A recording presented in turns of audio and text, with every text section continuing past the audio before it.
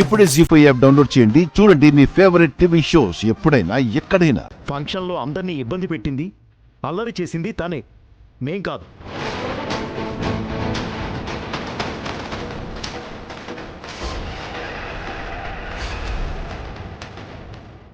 రిసెప్షన్కి వచ్చిన గెస్ట్లందరినీ సీత భయపెట్టింది, మనందరినీ ఇరిటేట్ చేసింది.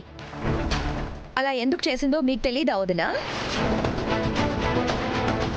చూస్తుంటే సీతతో మేమే అలా చేయించినట్టు చెప్తున్నావేంటి?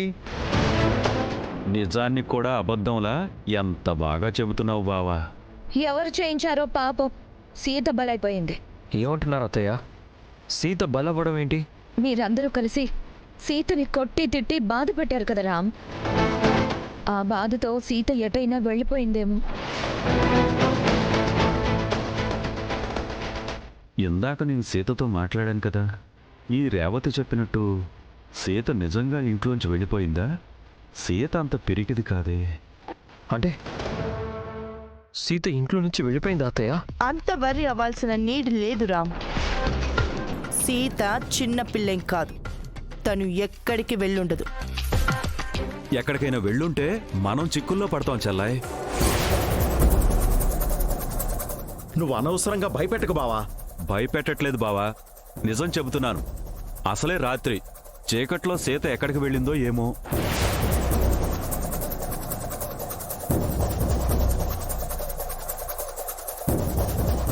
సీతకి జరగరాంది ఏదైనా జరిగితే మనందరం బాధ్యులం అవుతాం. నువ్వు ఇంకా భయపెట్టకు రేవతి, సీతకేం కాదు. ఏం కాదు అని ఎలా చెబుతావు బావా? రోజులు అసలే బాగాలేవు. తనని బయటికి వెళ్ళమని మేము చెప్పామా మామయ్య?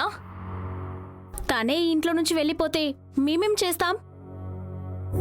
తను వెళ్ళిపోవడానికి కారణం అయితే మనమే కదా.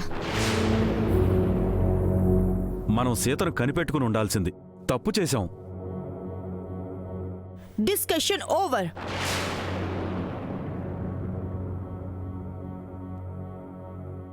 మాటలు ఆపి సీత ఎక్కడుందో ఇంట్లో బయట వెతకండి. సీత ఎక్కడున్నా ఎవరికి కనిపించినా ఇంటికి తీసుకురండి. వెళ్ళండి.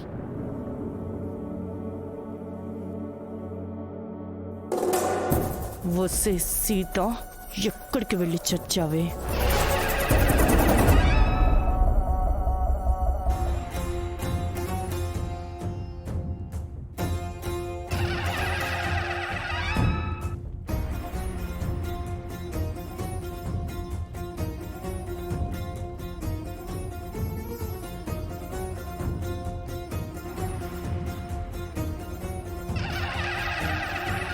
జీ5 యాప్ డౌన్లోడ్ చేసి అన్ని ఎపిసోడ్స్ పూర్తి ఉచితంగా చూడండి.